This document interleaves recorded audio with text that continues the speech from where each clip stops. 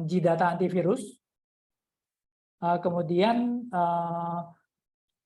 kami mulai bergerak sesuai dengan perkembangan terakhir. Security sebenarnya sekarang perlindungan antivirus sudah lari ke cloud, jadi NGAV itu perkembangan terakhir mengenai kami. Cuma hari ini nggak dagang karena memang tujuannya kita sharing informasi. Jadi saya akan memberikan pemaparan tentang ransomware dan sifat presentasi ini sebenarnya kalau bisa kita diskusi ya. Jadi aku nggak terlalu merasa optimal kalau misalnya satu arah aja dari pembicara yang memberikan materi. Kalau ada yang tanya, ada yang resen atau apa di tengah presentasi, silakan. Justru aku malah senang. Jadi silakan kalau ada yang kurang jelas atau apa, dengan senang hati aku akan bantu dan jawab. Jadi ini saya memberikan presentasi karena tahu duluan aja, cuman karena itu. Saya izin memberikan presentasinya. Ini cukup banyak videonya. Jadi ada 2 atau 3 video lah, dan saya akan usahakan interaktif, dan semoga setelah ini setelah presentasi ini selesai, saya harapkan audiens bisa memiliki gambaran tentang bagaimana ancaman ransomware hari ini dan bagaimana bisa menghadapinya. Kira-kira itu sih tujuannya. Saya izin ini share screen, host boleh diberikan.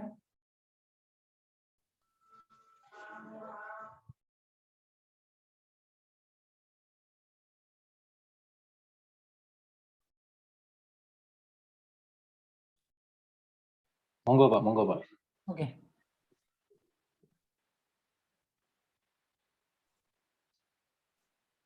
Silakan di share screen Pak. Ya Pak.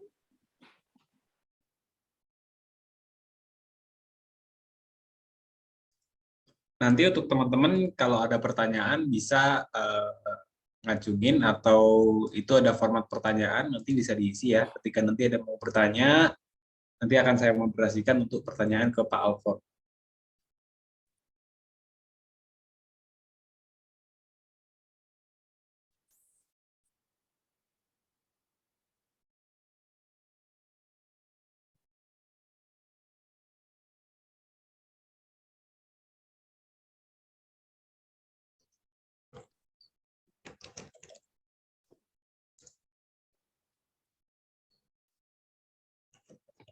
Oke, selamat malam teman-teman. Saya mulai presentasi ini. Ini judulnya ransomware, perfect crime at the perfect time. Jadi dia kejahatan yang sempurna pada timing yang sempurna. Kenapa kan perfect crime at the perfect time?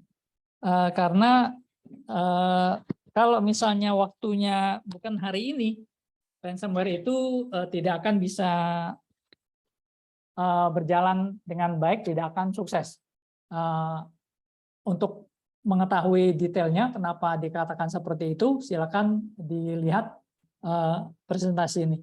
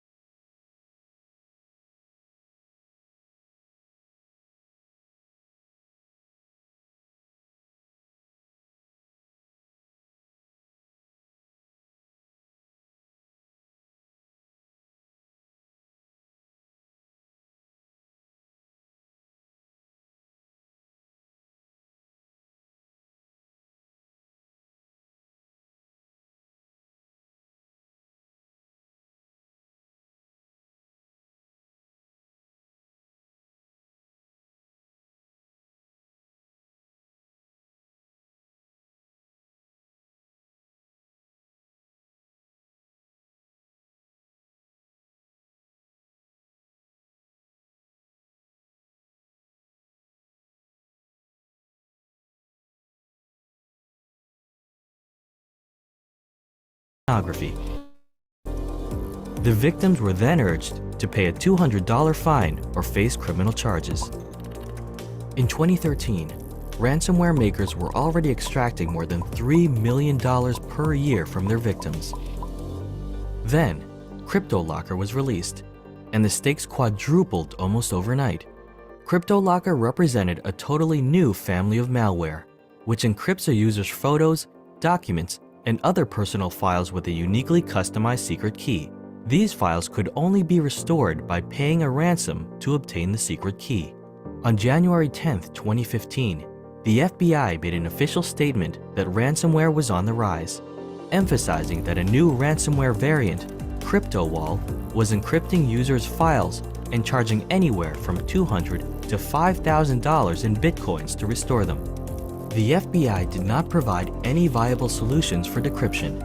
In 2016, more than $15 million has already been extorted from users.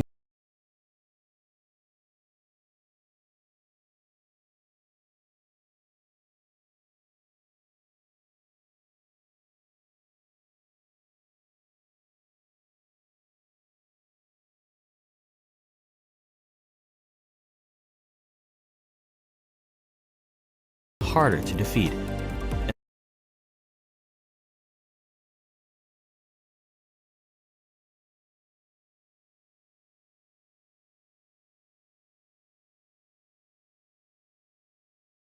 In 2015, the FBI made an official statement that ransomware was on the rise, emphasizing that a new effective and hard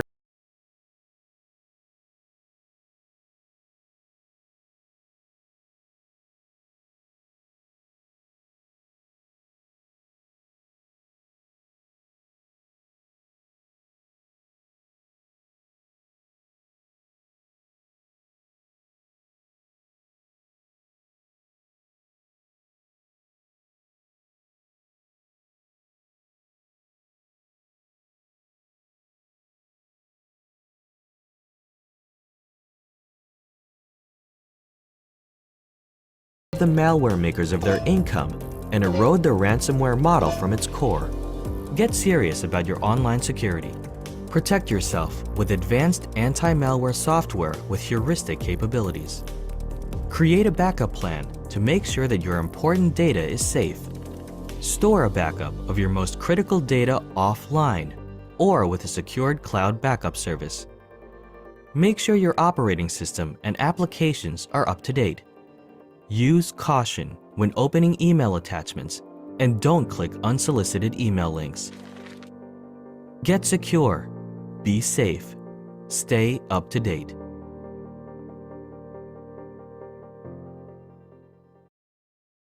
Oke, jadi ransomware itu pada awalnya sebenarnya bohong-bohongan. Jadi dia cuman ngancem aja, sama sekali nggak ada enkripsinya. Lalu dia nuduh korbannya itu melanggar hukum, dia ngaku-ngaku dari FBI dan memeras korbannya. Pada awalnya begitu, sehingga banyak orang yang tertipu, tetapi lama-lama kan ketahuan ini cuma gertak sambal. Lalu berkembang, diawali oleh CryptoLocker.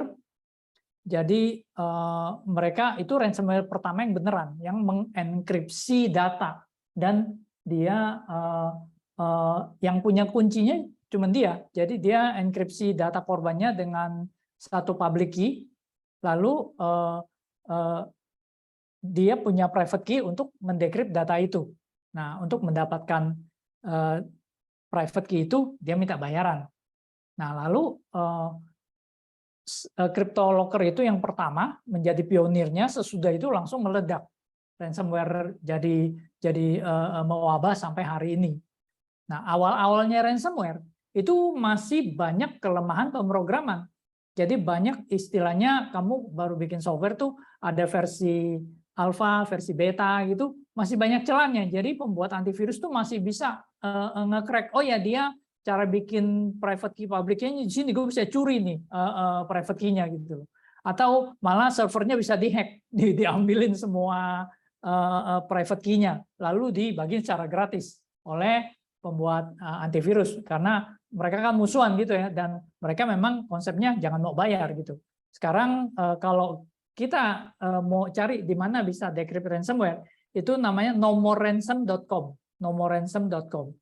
Itu pada awal-awalnya ransomware, katakan versi 2, versi 3, itu masih banyak yang bisa di-decrypt. Tapi makin hari makin ke sini, ransomware-nya itu makin sempurna gitu loh. Jadi ya menurut hemat kami, pengalaman kami, saat ini mungkin lebih daripada 95% ransomware itu tidak bisa di-decrypt. Jadi nomor ransom itu ya 5% dan makin berkurang persentase dekripsinya. Kenapa? Karena program ransomware-nya makin sempurna gitu. Nah, itu gambaran umum hari ini. Lalu bagaimana, apa yang dimaksud?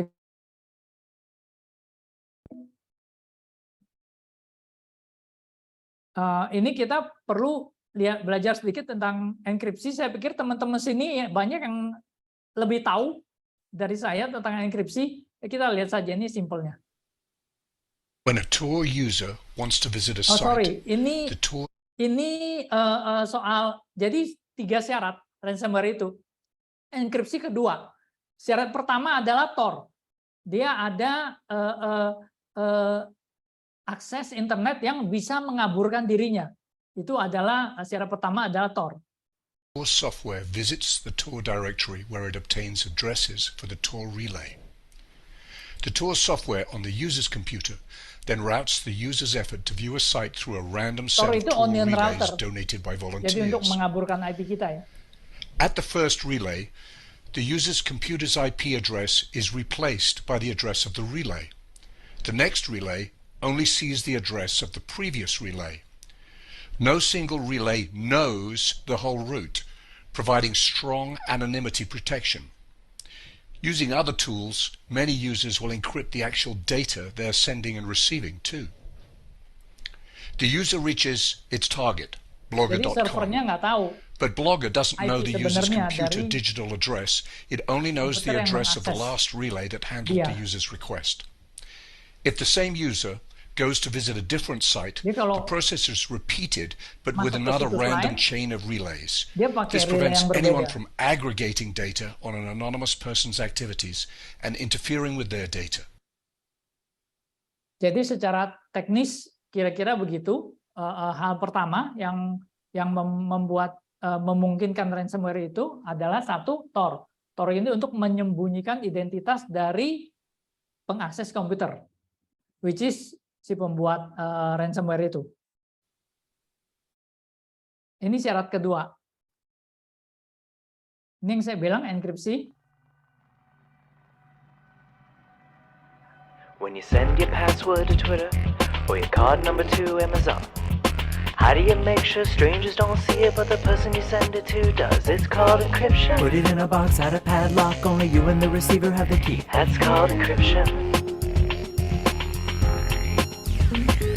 So I guess that's pretty clever, but you have to first share the key. What if someone intercepts it to prevent it? Will use public key cryptography. Here's how it works. I send you an open padlock to which only I have the key. You put your message in the box and close the padlock and then send it right back to me. And if I want to reply, you just have to send me your open padlock too. And as long as we keep our own key safe, nobody can intrude. But a lock's just a lock, it can always be picked or smashed with a giant hatchet. How do we make it quite hard to break it? Of course we use mathematics. We take a really, really, really long number with hundreds of digits, that's our public key. But to crack it, gotta factor that equation takes computers centuries to complete. I guess it's a pretty good system, except computers get faster every day. And it won't even matter when the people you trust give the key to the NSA. It's called encryption. Put it in a box, add a padlock, only you and the receiver have the key. That's called encryption.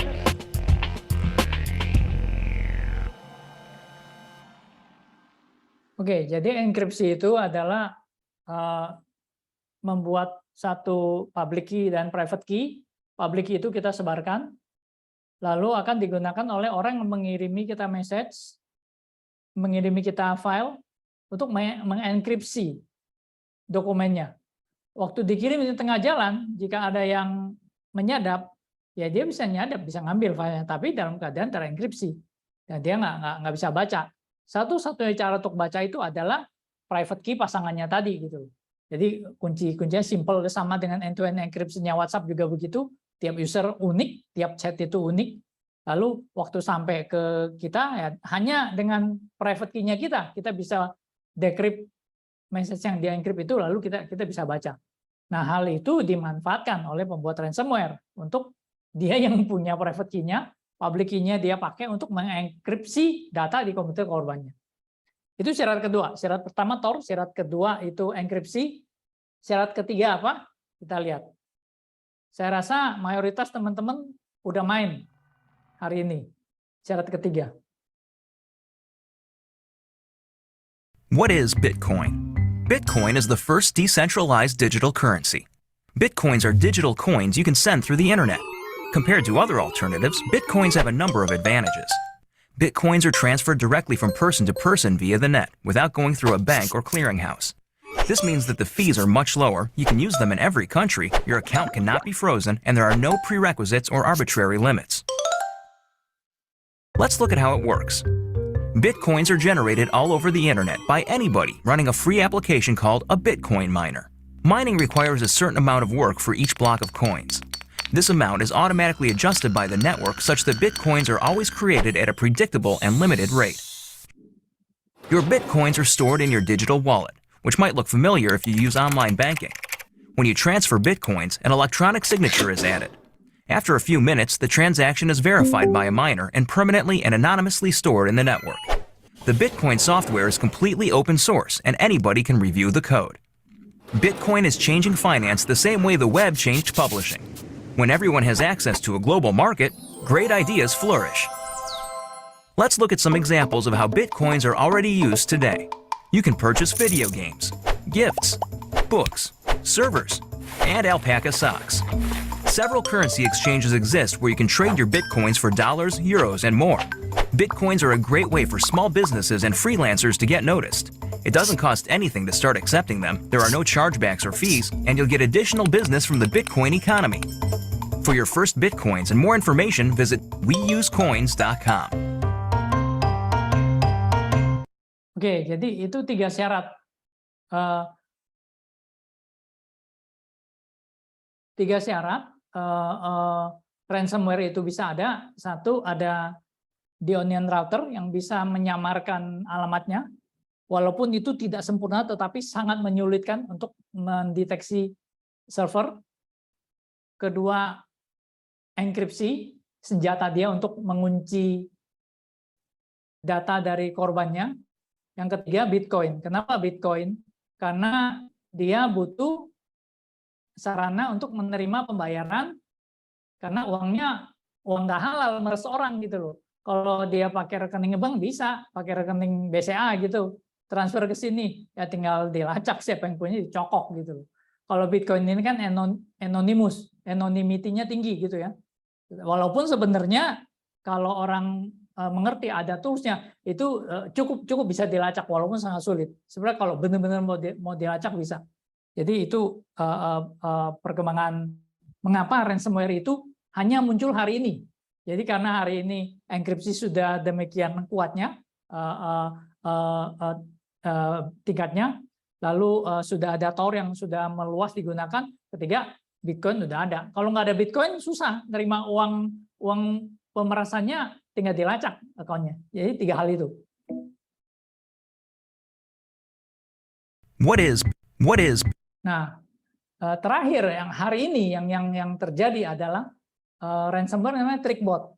Jadi dia masuk melalui phishing, dia mengklaim ada pelanggaran security dengan ancaman blokir. Ya, mungkin kita dengar blokir hari ini langsung keder ya, lagi rame, dan membuat korbannya klik gambar bukti pelanggaran.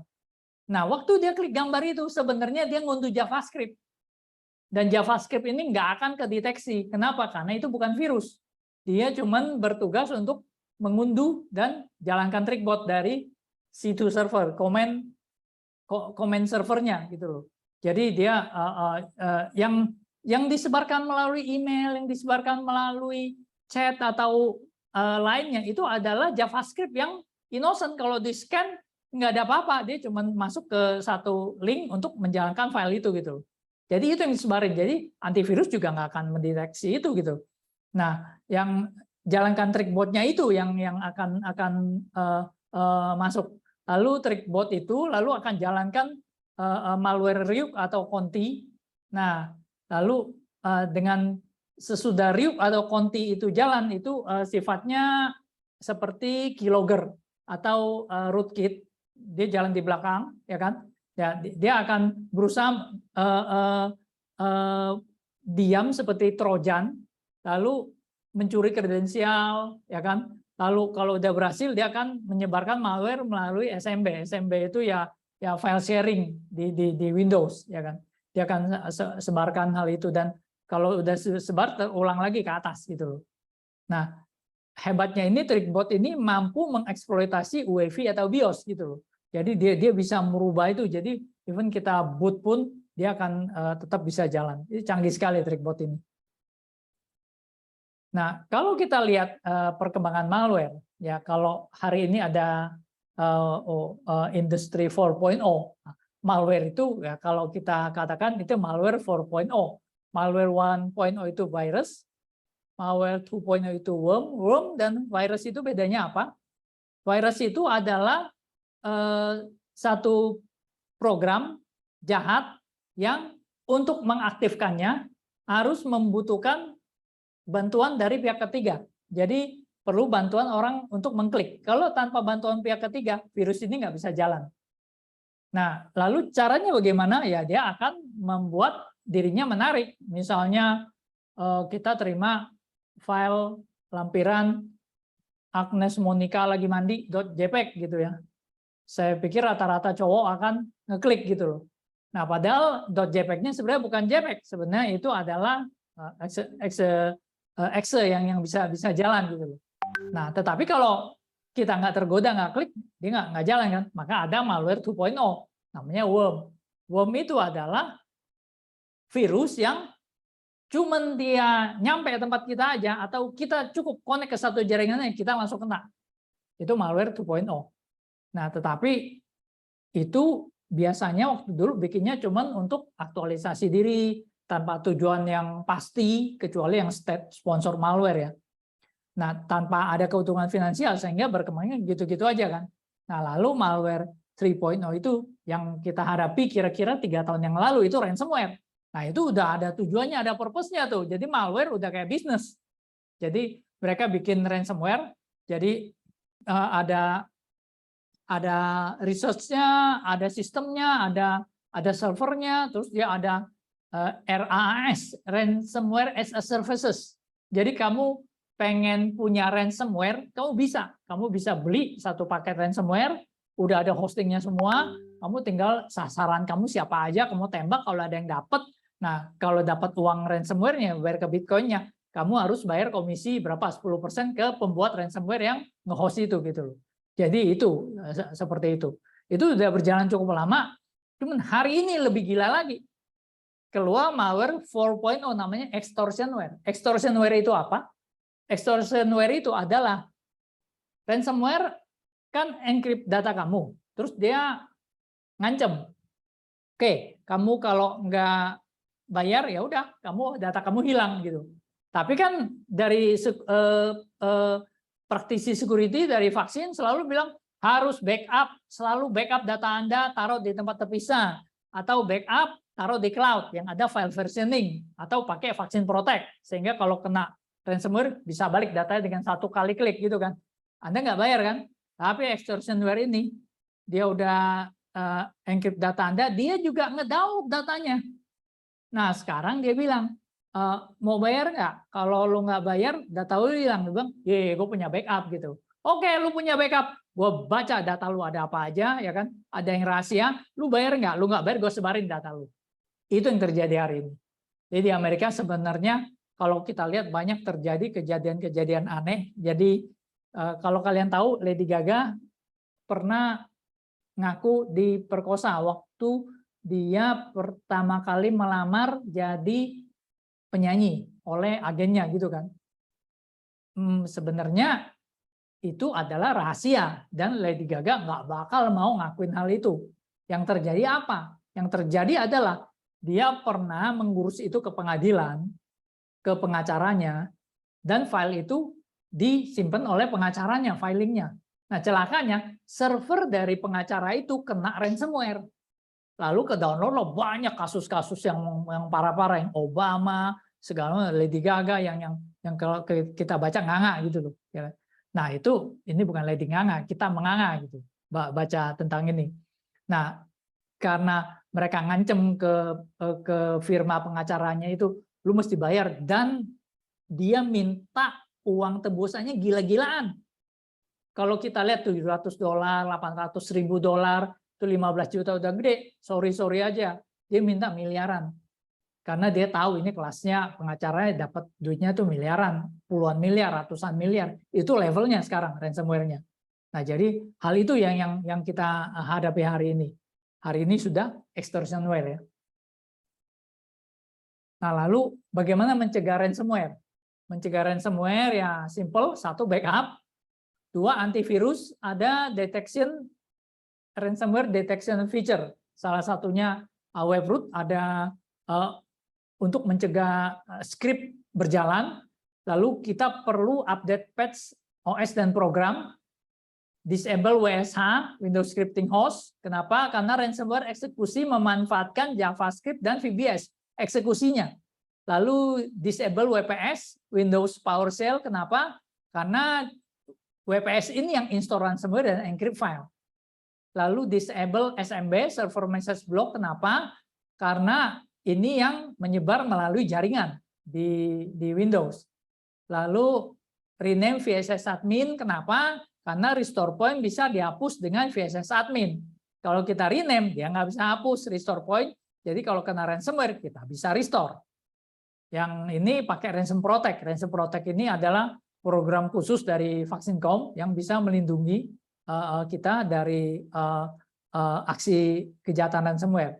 Lalu DNS Protection, ini perlindungan advance yang dia memonitor DNS dari user-user yang mengakses website, dan dia ada library-nya, bahwa yang mana aja yang jahat, yang mana yang baik, sehingga nggak sangat sulit untuk dapat malware dengan komputer yang ada DNS Protection. Lalu yang terakhir ini mahal solusinya, DLP itu Data Loss Prevention. Ini sangat membantu juga untuk ransomware. Jadi kalau misalnya ada perusahaan ingin mempunyai data rahasia, dia bisa tentukan data ini nggak boleh keluar dari komputer ini. Secara teknis sangat sulit. Jadi contohnya saya pernah coba, saya pengen ceritanya ngambil data ini. Bukan cuma ransomware, manusia juga sulit ngambilnya. Saya ngambilnya, data ini saya coba zip dulu, habis zip, saya password, habis password, saya kirim. Waktu saya mau buka nggak bisa. Kenapa? Karena ada DLP, Data Loss Prevention. Ini sangat-sangat dalam perlindungannya. Itu untuk mencegah ransomware ya. Lalu apa yang kita hadapi hari ini? Nah, sebagai informasi, hari ini polymorphic is a new norm. New norm ini norma baru di dalam serangan malware. Jadi 97% malware baru itu unique to specific endpoint. Jadi signature based security itu udah obsolete. Sebenarnya antivirus tradisional itu udah obsolete. Kenapa?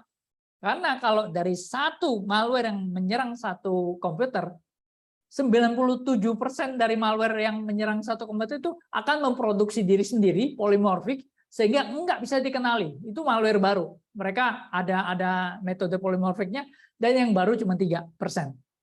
Itu gambarannya. Itu dari data statistik dari Webroot. Webroot ini install base-nya udah ratusan juta di seluruh dunia, dan mereka mengeluarkan laporannya. Kalau mau data lebih jauh, silakan minta, saya bisa berikan. Ada laporan tahunannya.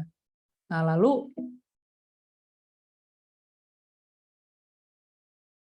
malware dan PUA menjadi sangat polymorphic. PUA itu potentially unwanted application.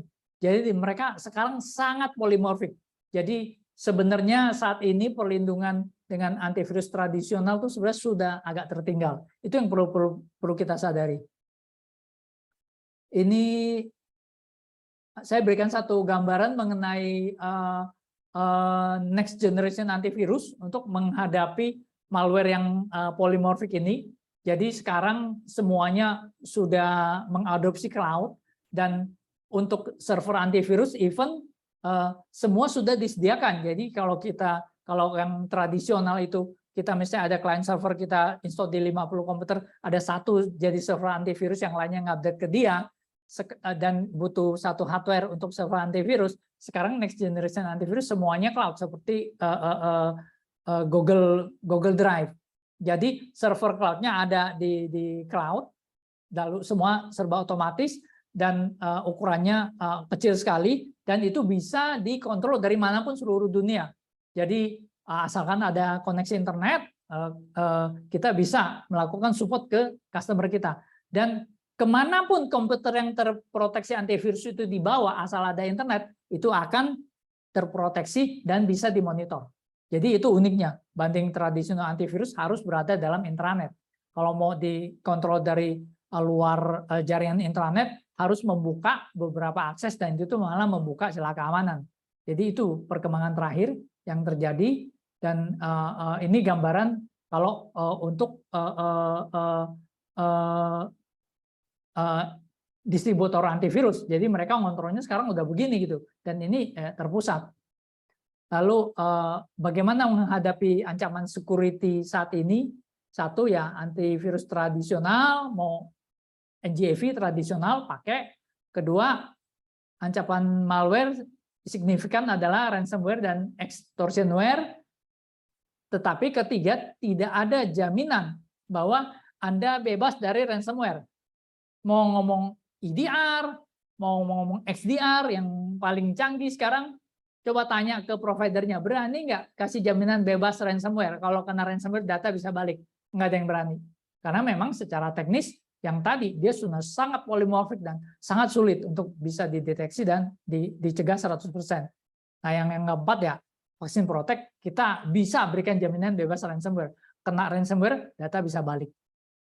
Kira-kira seperti itu presentasinya. Terima kasih atas kesempatan yang diberikan. Silakan kalau ada pertanyaan.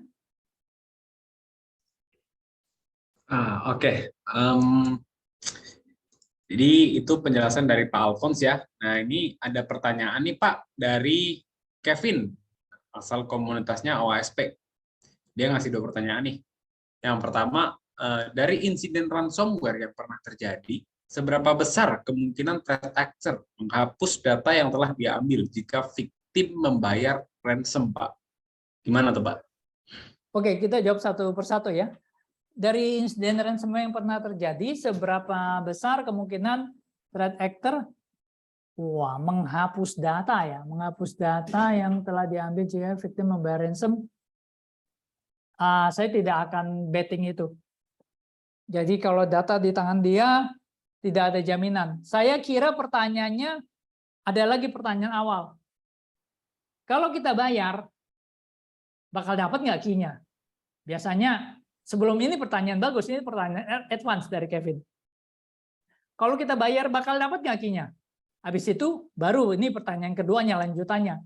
Dari insiden dan semen terjadi, seberapa besar threat actor menghapus data? Jadi kalau yang saya jawab langsung yang Kevin punya, ya kamu harus percaya ada kejujuran di orang jahat, gitu aja. Jadi ya udah jelas dia jahat, dia tahu kau bayar, ya kan? Terus dia janji hapus datanya, tapi besok-besok dia balik, waduh, gue butuh duit lagi, gue butuh duit lagi nih, data udah gue hapus tapi nggak tahu nih ada bawahan gue yang masih ngopi nih gitu loh. Nah jadi ya saya nggak bisa jawab, tapi jujur aja kalau saya dalam posisi yang jadi korban ransomware, saya akan sangat ragukan itu. Jadi ya celaka sekali data kita, apalagi yang data yang sangat rahasia berada di tangan dia. Sudahlah, ini nasib kita. Maka itu jagalah data kita dengan sangat baik. Jadi itu. Jadi ya kalau ada kesatria di orang jahat itu ya dia konsisten, dia ngomong gua nggak bakal sebarin, sekali lu bayar gua hapus gitu. Ya udah gitu. Oke, kita ini percaya, tapi ya kalau memang dia mau ini kita bisa apa? Kita kan di tangan dia. Itu kira-kira Kevin. Jadi seberapa besar kemungkinannya tergantung orangnya. Kalau orangnya baik ya dia benar-benar ikuti apa katanya, konsekuen. Tapi kalau orangnya jahat dia makin meres lagi. Dia tahu, dia minta 500 juta lu bayar. Wah, orang ini kaya nih gitu. Habis itu udah berapa lama? Gue minta 1M. Kalau enggak gue bocorin juga. Lu mau apa? Lu bayar 1M, dia minta lagi. Tapi bisa juga lu bayar, dia komit, ya kan? Nah, sebagai catatan gini, enggak juga bahwa pembuat ransomware itu jahat. Jadi mereka tuh ada kejujuran di antara orang jahat itu. Kenapa? Karena kalau ketahuan ransomware ini tidak konsisten, orang nggak mau bayar. Jadi itu yang perlu kita ketahui juga. Jadi kalau menjawab pertanyaan pertama, ini pertanyaan kedua dari Kevin ya. Pertanyaan pertama adalah, kalau misalnya kita bayar, apakah kita bakal dapat key-nya? Jujur aja, pengalaman saya selama ini selalu dapat key-nya.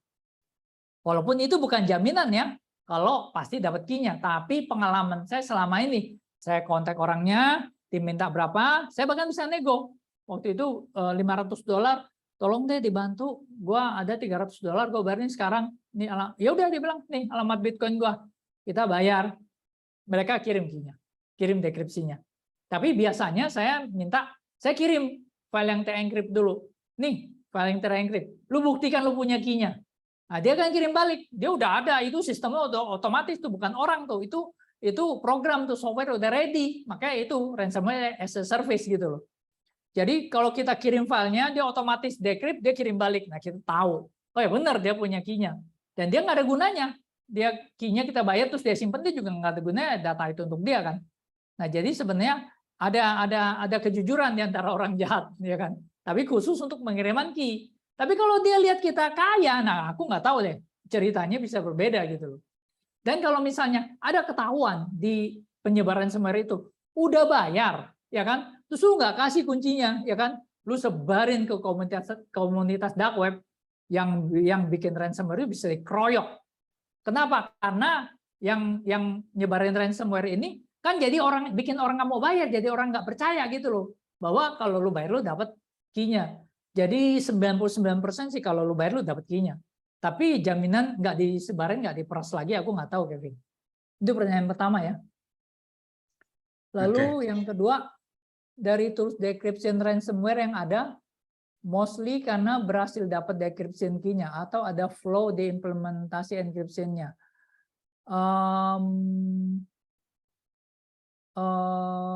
Mostly karena servernya berhasil di trace. Kan tadi pakai Tor.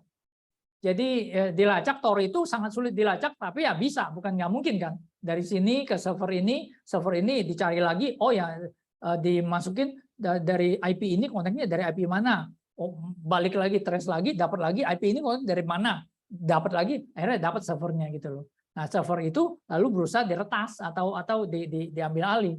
Nah, kalau misalnya berhasil diambil alih, key-nya diambil semua. Cara ngambil alihnya kerjasama dengan kepolisian, karena ini kan kegiatan melanggar hukum. Jadi nomorransom.com itu kerjasama sama Europol, European Police Department gitu loh. Jadi banyak juga yang ketangkep. Kalau yang udah ketangkep, server diambil, key-nya ada semua disebarin. Nah itu ada di nomor ransom. Nah itu jadi yang selama ini yang akhir-akhir ya, yang akhir-akhir ini, yang kira-kira 5 tahun terakhir ini, umumnya karena ada servernya yang berhasil diambil alih karena alasan apapun yang tadi kan. Ada alasan kedua karena ada flow di implementasi encryption-nya ada beberapa. Jadi ada yang memang ada kelemahan, ada programmer canggih tahu ini kelemahan, mereka bisa ngambil alih. Tapi itu waktu flow itu setahu saya waktu awal-awal tuh banyak banget yang berhasil diterabas karena flow. Makin ke sini makin jarang karena mereka tahu ada flow-nya kan, ketahuan key-nya keambil gitu kan. Terus diperbaiki, ditutup celah keamanan sama kayak Windows nutup celah keamanan. Jadi ransomware ini keluar versi 2 tutup celah keamanan. ketemu celaka mana lagi, flow lagi, dia tutup lagi, bikin versi 3. Makin lama makin sempurna gitu loh. Kira-kira sama dengan Windows. Itu dari Kevin ya. Silakan Kevin kalau ada ini pertanyaan lanjutan atau udah puas.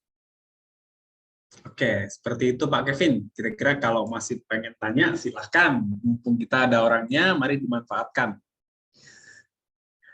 Nah, ini ada lagi Pak, pertanyaan lagi nih dari Humans, komunitas bubu di Bako, atau komunitas apa nih?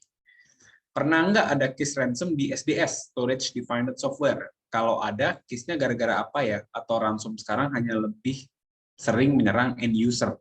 Gimana tuh Pak? Nah, kalau saya boleh tahu storage defined software itu apa? Saya justru mesti belajar nih ke Bung Humans.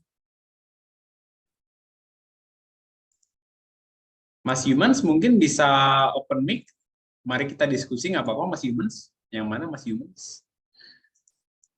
Humans. Oke, kita coba X to unmute. Halo, tes. Ya, silakan. Nah, silakan Pak. Ya, SDS itu lebih seperti cloud storage ya, jadi kayak Google Drive dan OneDrive, tapi yang manage kita sendiri.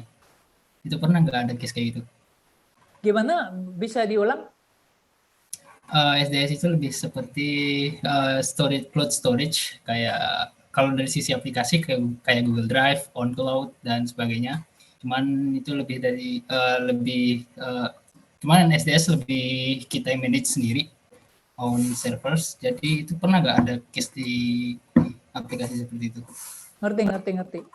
Jadi kita punya storage, tapi kita pakai punya Google Drive atau punya Azure atau apa gitu ya?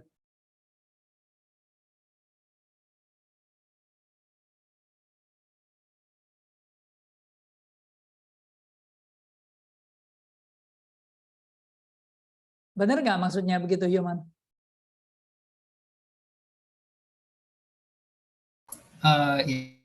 Iya lebih seperti itu. Tapi Oke. Ya bisa juga seperti itu. Oke. Ada 2 cerita. Jadi pernah ada, lucu nih dengernya, bisa ngakak nih. Bukan ngakak sih, sedih sih. Penyedia cloud storage kena ransomware. Bayangin. Jadi kayak contohnya, bukan Google Drive ya. Google Drive kena ransomware, mampus dia. Berapapun dia harus bayar. Kenapa? Karena customer dia tuh berapa banyak gitu. Jadi pernah ada satu penyedia cloud storage, servernya berhasil diretas dan di-encrypt semua. Bayar dia. Luar biasa besarnya. Jadi itu pernah ada cerita seperti itu. Nah, lalu yang menjawab pertanyaan dari Mas Humans ya, untuk justru kalau misalnya kita pakai cloud storage, itu ada fitur yang namanya file versioning, setahu saya. Justru kalau salah satu solusi untuk escape dari korban ransomware adalah pakai cloud.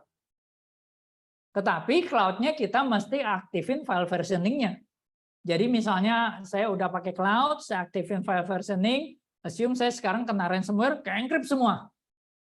Ya udah saya tinggal masuk ke konsol cloud saya tinggal pilih. Balikin ke kemarin sebelum kena ransomware.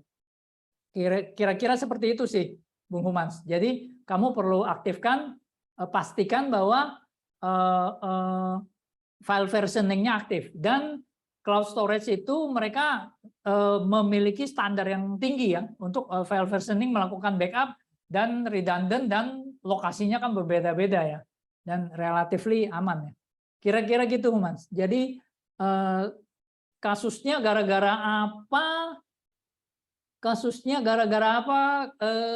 Ya server kalau berhasil ditebus ya langsung ditembus ya, dijebol. Kalau misalnya ada klien yang kena, lalu klien itu berhasil jadi jembatan untuk masuk ke server atau masuk ke storage yang kamu taruh, mau SDS kamu atau apa, misalnya developernya ya kan dia punya akses ke SDS, lalu berhasil dimasuki oleh ransomware itu, admin atau RDP-nya, lalu dia berhasil akses ke SDS-nya, dia encrypt. Jadi ya kasusnya hanya seperti itu.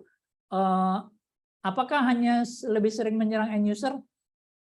Secara umum, ransomware yang murah, yang minta tebusan di bawah $1.000, itu nyerangnya end user.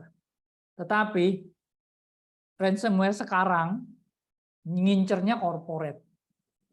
Dan mereka nyerangnya itu sekarang targeted.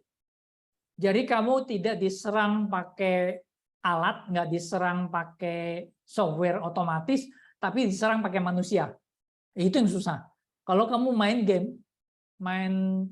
game Diablo yang baru, lawannya software, kamu ulang-ulang juga lama-lama ketahuan, habis ini ke sini, panas sini, lompat sini, panas sini, kamu kan bisa namatin itu. Tapi kalau melawannya manusia, lu nggak mungkin akan selalu menang, mungkin lu akan selalu kalah. Kenapa? Karena tidak ada yang statis, itu sangat dinamis gitu loh. Nah jadi ransomware juga begitu, karena malah dia sangat berpengalaman, tiap hari kerjanya cuman cari server yang lemah. Kalau dia udah ngincer kamu, dia tinggal nungguin. Dia cari ada patch yang baru, kamu telat nge-patch-nya, dia berhasil masuk, udah dihajar gitu. Jadi ya kira-kira begitu jawabannya, Humas. Oke, jadi itu Mas, kira-kira Mas Humans ya. Memang belakangan ini lebih banyak yang end user, itu paket murmur biasanya, ransom paket murmur lah, paket murah. Nah ini ada lagi Pak, dari Muhammad Haibati Kudrah, Kominfo Kota Dumai. Tools apa yang bagus digunakan untuk DS file on cloud? Nah ini saya ini aja deh biar dia ngomong. Oke, silakan Pak, mungkin bisa dijelaskan dulu DS file ini maksudnya gimana ya? Iya betul. Pak Muhammad Haibati bisa dijelaskan maksudnya bagaimana? Silakan unmute Pak, sudah saya add. Ya, halo. Ya. Ya. Kayaknya pertanyaannya hampir mirip dengan yang sebelumnya, apa Pak Humans? Oh, define software, storage define software ya. Ini ada menggunakan itu dan belum lama ini ada terserah Word itu habis semua satu DS. Sepertinya dari tim kami itu ada beberapa file yang bisa dikembalikan, cuman ada nggak virus atau gimana gitu untuk supaya menangkal itulah begitu. Oke. Bapak pakai OS-nya apa? Yang server yang terus.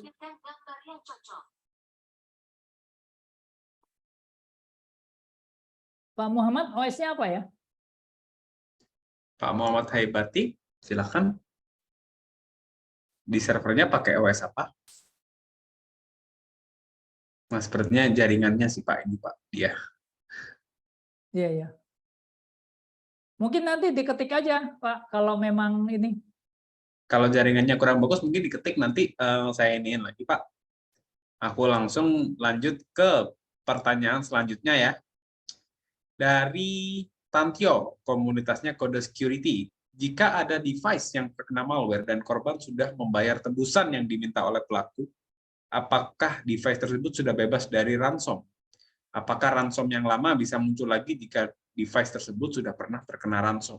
Jadi ceritanya kalau device sudah pernah kena, sudah dibayar nih, masih muncul nggak Pak kira-kira Pak kemungkinan? Oke. Secara sistem, secara teknis, ransomware itu akan berusaha menyembunyikan dirinya setelah menjalankan aksinya. Kenapa? Karena dia nggak mau badannya didapetin oleh pembuat antivirus dan dianalisa, karena itu akan mempermudah untuk mendeteksi variannya.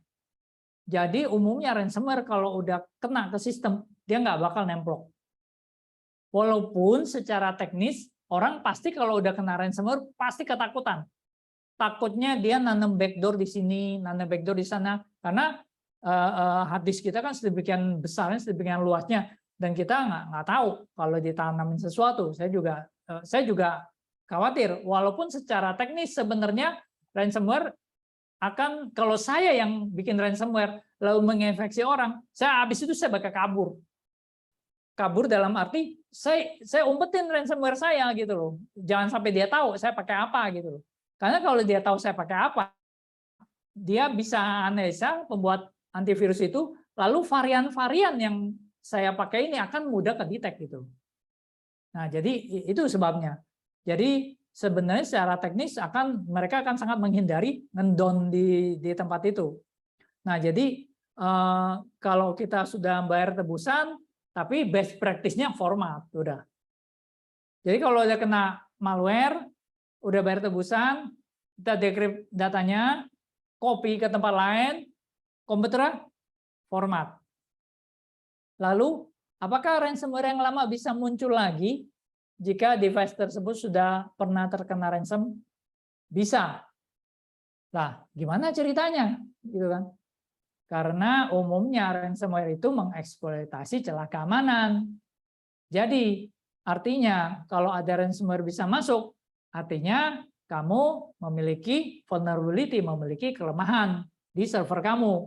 Apakah kamu aktifin RDP, tidak melindungi dengan baik, nggak ada TFA-nya, atau kamu tidak melindungi dengan VPN-nya, kamu buka IP segala macam bisa masuk, kamu tidak melindungi dengan password yang baik, atau membatasi usaha file logon dan sejenisnya gitu. Nah, hal-hal seperti itu yang teknis melindungi RDP atau remote. Sebenarnya saya pribadi tidak menyarankan RDP. Karena hal pertama yang dicari oleh pembuat ransomware adalah dia nge-scan ke seluruh dunia RDP yang ada gitu loh. Kamu mau ngerubah portnya juga percuma. Yang kerja manusia bukan mesin. Kalau mesin ya udah nggak ketemu port ini dia lewatin gitu. Tapi kalau manusia dia udah ngincer satu mesin, dia liatin, dia scan ada mana aja yang kebuka nih portnya. Cobain satu-satu, ada softwarenya gitu loh. Nah jadi bisa muncul lagi. Kenapa? Karena kalau kamu memiliki celah keamanan, maka dia eksploitasi lagi gitu loh. Jadi gitu ceritanya. Maka caranya adalah selalu disarankan tadi ada di presentasi, tutup celah keamanan atau pakai vaksin protect. Nah, vaksin protect bisa dia ada metode seperti kalau Anda pemain komputer lama, Anda tahu namanya deep freeze. Dia ada metode seperti deep freeze yang kalau misalnya kamu kena ransomware, kena encrypt, ya kan, tinggal satu kali klik, balik semua. Tapi bukan deep freeze ya, metode mirip deep freeze, nggak perlu restart, nggak perlu apa. Jadi kita tinggal tentuin ini, aku mau direktur yang ini diproteksi, ini dataku gitu kan. Oke, mau di-encrypt ransomware pun udah di-encrypt, lu klik balik lagi semua. Jadi itu kira-kira gambarannya Pak Ardians. Kita lanjut ke Pak lanjut ke Pak Haibati. Tadi Pak Pak Haibati katanya ya. Tadi Pak Tantio, dia sorry. Linux Debian. Pak Haibati tadi Linux Debian ya? Iya. Linux Debian.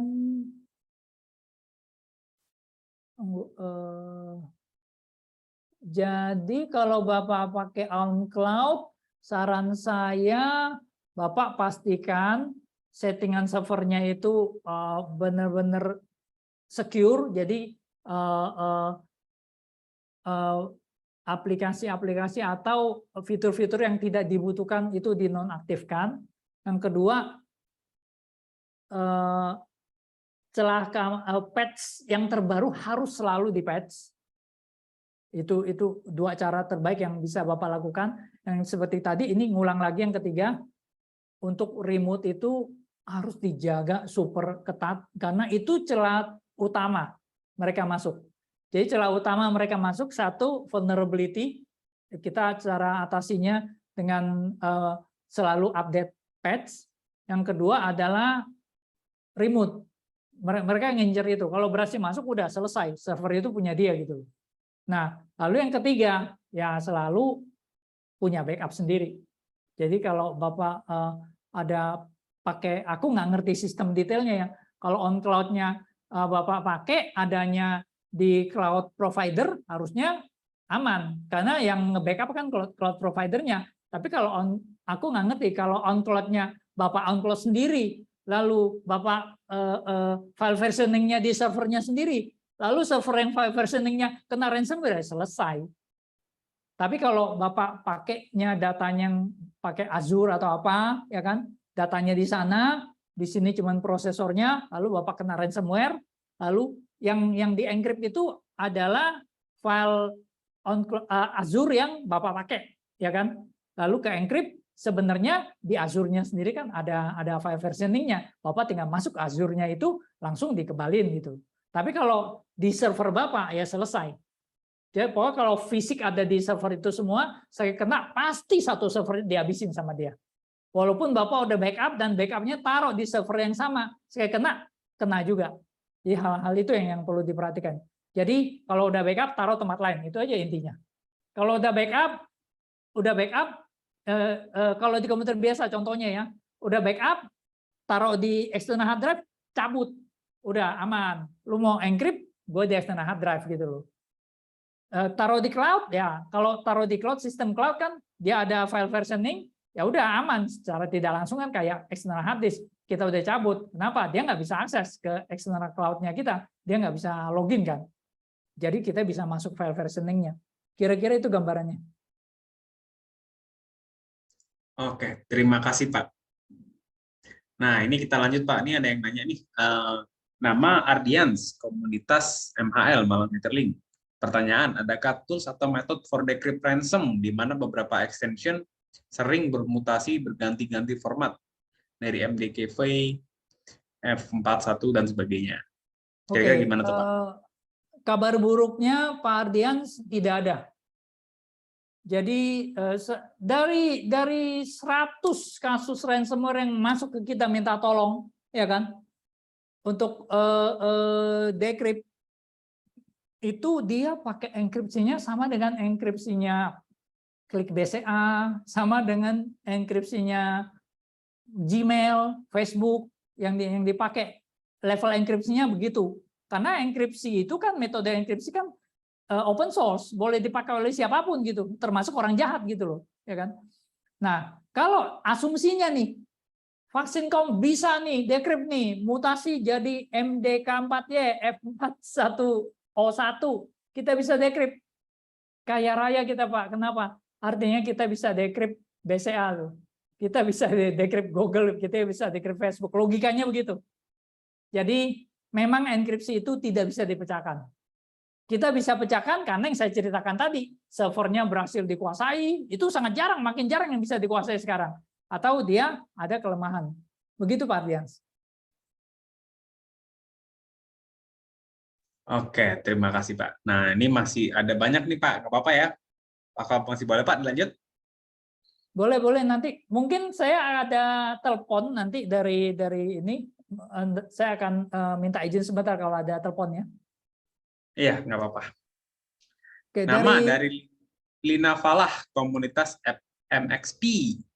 Jika ransomware di sini menjadi masalah bagi end user, apakah langkah yang terbaik yang harus diambil untuk sebuah perusahaan untuk mengatasi hal tersebut? Apakah diberikan penyuluhan ke semua karyawan atau mencari SDM yang memang khusus di bidang tersebut atau mungkin ada cara lain? Nah, silakan nih Pak Alphonse. Ya saya sharing aja. Sebagai gambaran, Vaksin.com punya 150 corporate customer di seluruh Indonesia dengan lebih dari 30.000 nodes yang kami protect. Kami nggak bilang bahwa customer kami itu tidak kena ransomware. Tetapi kalau kena ransomware, datanya balik. Nah, jadi solusi yang memang sekarang yang jadi masalah, yang perlu kita sadari adalah vendor security jual solusi itu, jual antivirus itu seperti jual barang putus gitu loh. Udah jual, udah selesai, udah kamu pasang sendiri, kamu implement sendiri, lalu kamu jalankan sendiri semua. Ini terbukti bagus tempat lain, ya kan? Kamu bayar, ya kan? Lalu paling tahun depan kamu datang lagi dirayu lagi, bagus kan? Ayo perpanjang lagi gitu. Nah, pendekatannya Vaksin.com itu berbeda. Kamu beli antivirus dari kami, harganya sama dengan vendor lain. Tetapi yang Anda dapatkan adalah proteksinya, adalah implementasinya. Itu yang penting. Kenapa? Karena kalau Anda cuma pasang antivirus, itu hanya kurang dari 50% dari proteksi. Kenapa? Karena kalau misalnya kita sudah pasang antivirus nih, sudah update dengan definisi terbaru, ya kan? Lalu ada patch-nya nggak di patch? Ada ransomware masuk, ada malware masuk, itu bypass antivirus. Kenapa? Karena dia mainnya di bawah kernel. Celah keamanan vulnerability itu mainnya bypass antivirus gitu loh. Nah, jadi dari pengalaman-pengalaman kita, maka kita tahu bahwa kalau misalnya ada customer yang datang implement, datang tuh kita kirim orang, kita pastiin bahwa Pak ini OS Bapak udah automatic update belum? Minimal patch-nya berapa, SP berapa, patch-nya berapa. Itu yang kita perhatiin pertama, bukan antivirus. Nah, sesudah itu baru masuk antivirusnya, baru kita tidurnya cukup tenang, 80%, ya kan? Masih ada ancaman ransomware.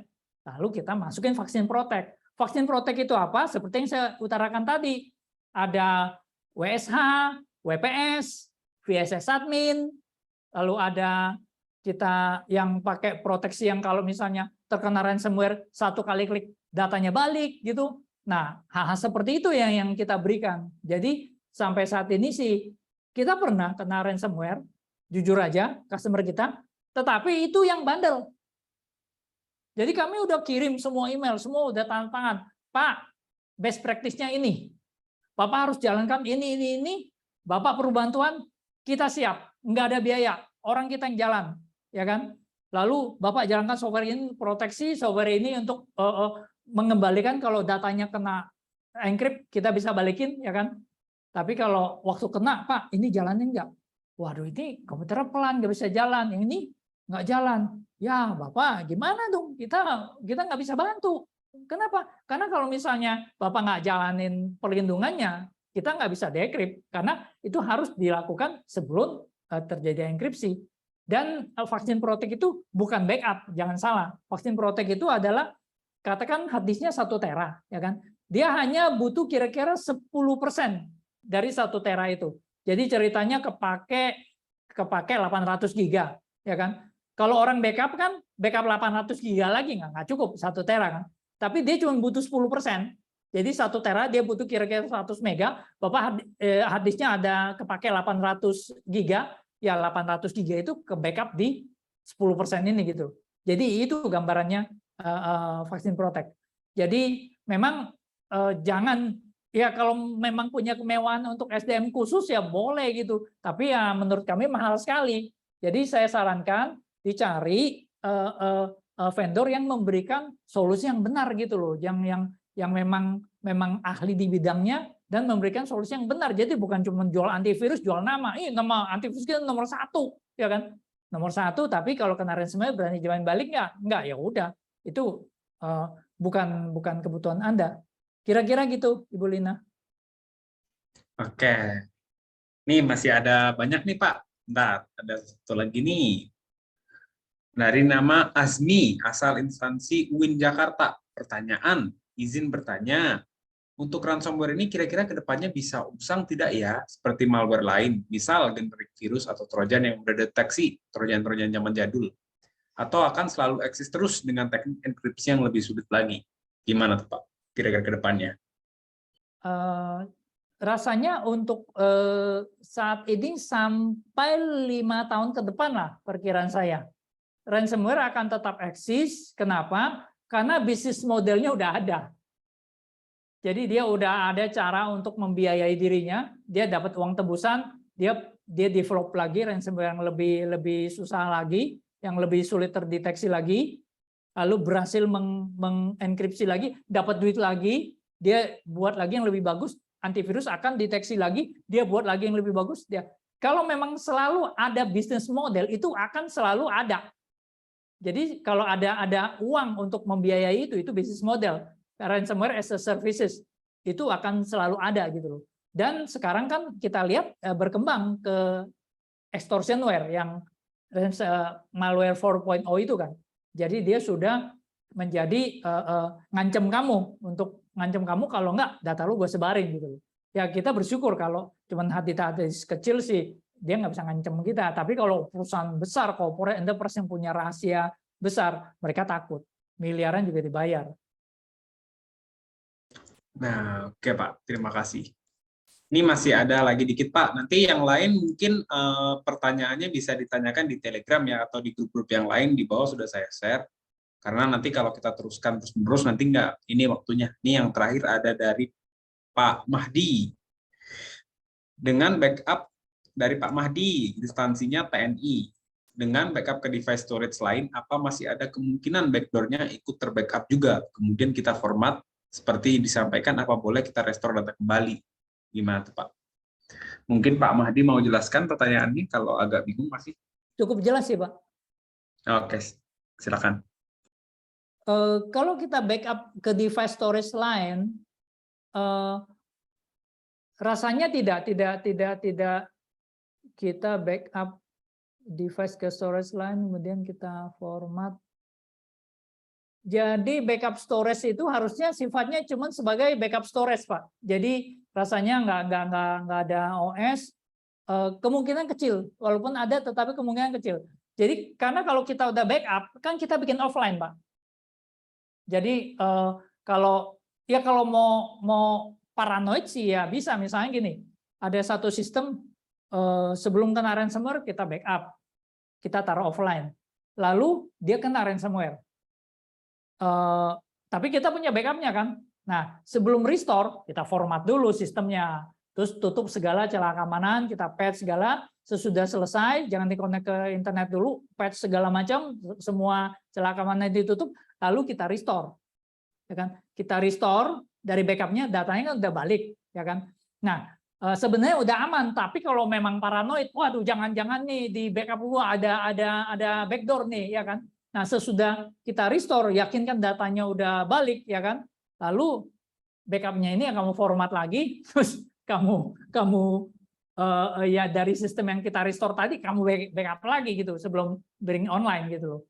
Jadi kalau memang paranoid begitu. Tapi logikanya sih ransomware-nya akan ada di sistem yang hidup. Jadi ada di sistem yang terkonek ke internet dan backdoor-nya dia simpan di situ. Ada kemungkinan dia simpan di backupnya ya, untuk misalnya kita paranoid tentang hal itu ya begitu, sesudah di restore kita balikin, kita format, kita backup lagi, dan kita pastikan di scan dengan antivirus, di patch semua. Tapi setahu saya sih sistem backup sih sangat minimal ya, jarang yang bisa mengandung ada file yang jahat, kecuali backdoor-nya ke backup. Tapi ya memang perlu dicari. Walaupun setahu saya ransomware akan menghindari menaruh dirinya, kecuali file-file umum yang melakukan aksi malware itu. Biasanya kalau itu seperti file operasional ransomware itu mudah terdeteksi. Jadi ada teknologi-teknologi baru dari antivirus, next generation antivirus, mereka pakai sistem whitelist, Pak. Jadi kalau misalnya ada file, dia ada di satu sistem, dia udah mengidentifikasi MD5-nya, file sistemnya, file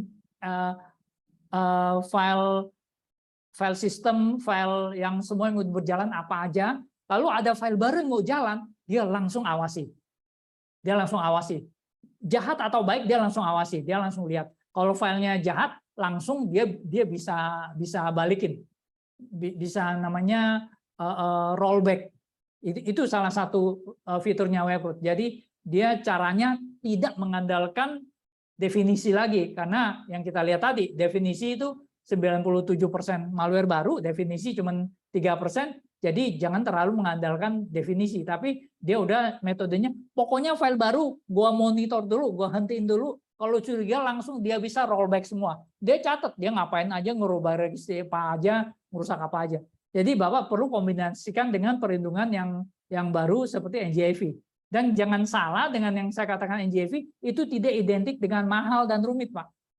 Jadi memang ada NGIV seperti CrowdStrike dan sejenisnya, Silence yang harganya juga ujung-ujung bisa buat beli komputer malah kalau untuk pelindungan ini.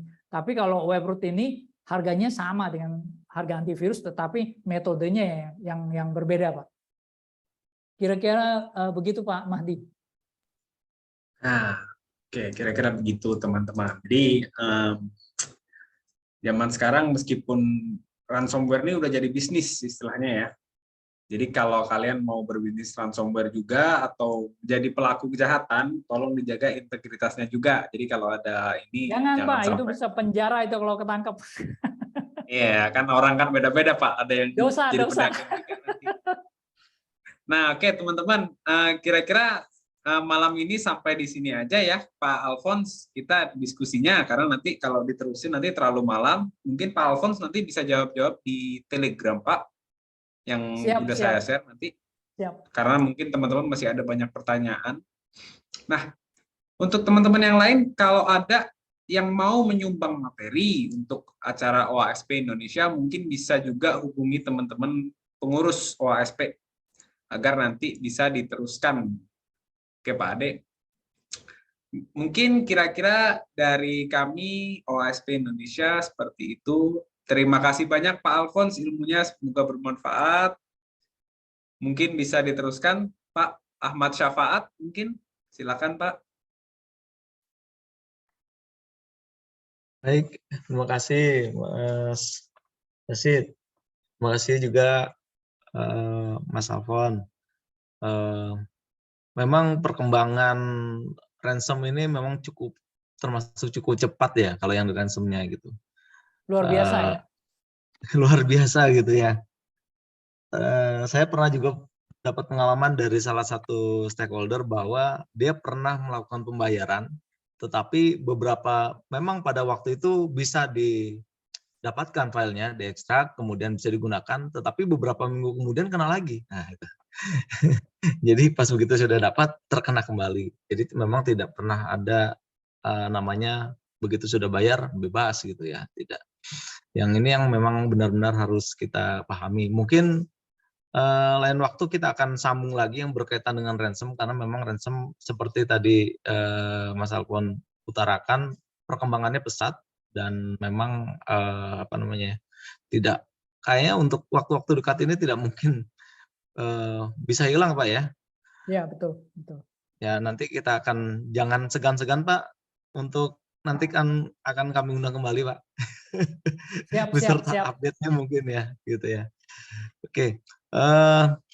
Dikarenakan waktu sudah cukup malam udah juga lewat ya. Sudah lewat. Gitu ya. Kami ucapkan terima kasih atas kehadirannya. Terima kasih juga ke Mas Alphonse, terima kasih ke rekan-rekan OAS, baik yang sudah gabung maupun yang belum gabung di grup kami. Kami juga terima kasih banyak. Nanti kami akan memperbaiki setiap sesinya gitu ya. Sekarang kami juga menyadari bahwa setiap pertemuan itu memang harus ada knowledge yang didapat ya. Sehingga apa yang kita laksanakan ini bukan hanya sekedar berbicara mengisi waktu luang ya Pak ya.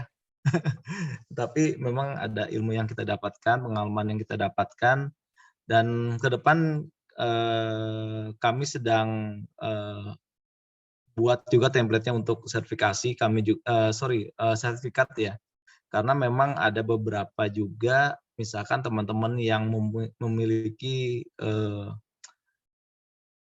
sertifikasi CSP misalnya membutuhkan itu gitu ya, atau misalkan ada yang untuk lupa, atau misalnya ada juga yang untuk lain sebagainya, nanti akan kami coba fasilitasi gitu ya. Cuman memang akan kami rancang mekanismenya juga.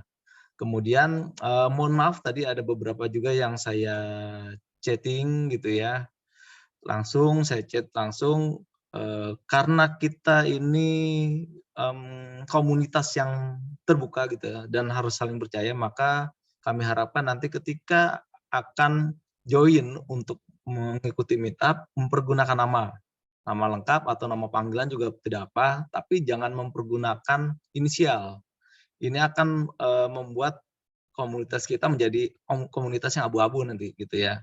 Komunitas kita sudah termasuk komunitas yang cukup aktif ya, baik baik di nasional maupun di internasional gitu ya. Beberapa chapter mungkin tidak bisa melaksanakan meetup rutin setiap bulan, tetapi kita alhamdulillah kita bisa melaksanakannya. Kalau misalnya memang terlewat 1 bulan, mohon maaf gitu ya.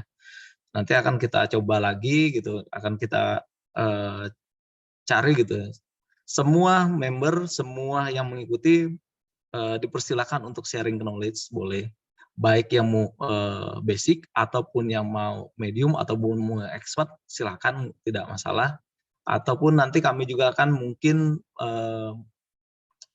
mencari speaker untuk yang dari industri ataupun dari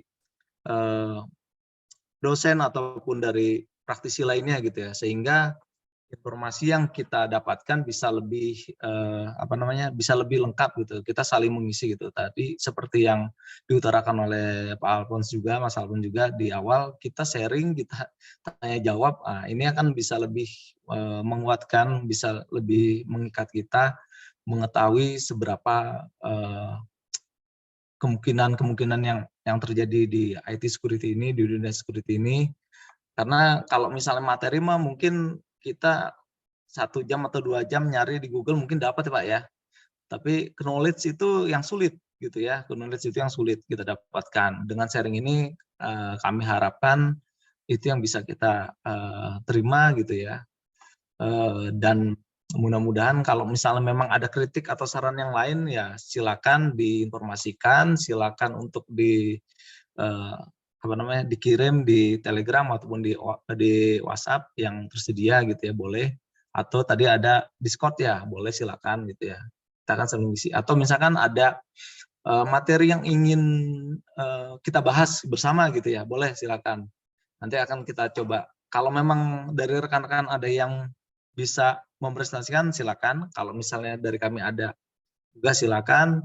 Atau misalkan tidak ada ya kita cari praktisinya gitu.